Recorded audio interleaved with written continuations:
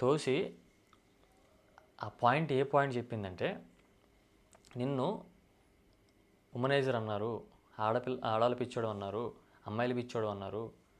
So నిన్ను character assassination చేశారు. మనం కూడా అది మాట్లాడుకున్నాం, అది తప్పది. ఎవరు చేసింది? రమ్య అండ్ మాధురి గారు. కానీ నువ్వు ఇమ్మాన్యుయల్ దగ్గర టికెట్ తీసుకుని తనూజను నామినేట్ చేస్తానని సంజన గారు నామినేట్ చేసావు.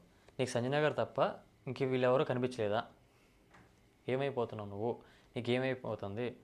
నేను ట్రస్ట్ చేశాను, ట్రస్ట్ మొత్తం పోయింది. సో ఎందుకు ఇలా చేసావు? నీకు మాధురి గారు లేరా నామినేషన్ చేయనీకి?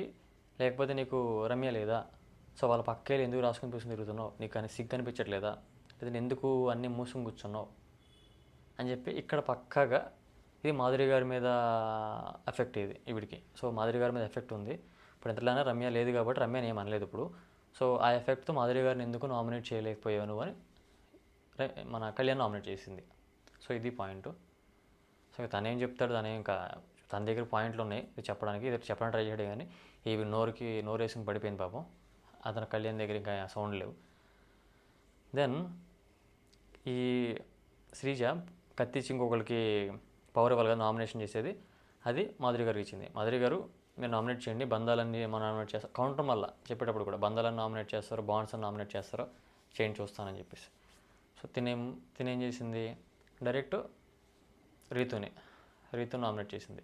నువ్వు క్యాష్ మా టీంలో ఆడుతూ మా టీంలో అరేంజ్ చేసుకున్న క్యాష్ తీసుకెళ్ళి కళ్యాణ్ మన పవన్కి ఇచ్చామని చెప్పేసి. సో ఈ పాయింట్లో వేసుకున్నారు అవన్నీ వివరించలేము ఇక్కడ. ఆ మాటలు, ఆ అరుపులు వాళ్ళకిలాగా అరిసి మనం వివరించలేము.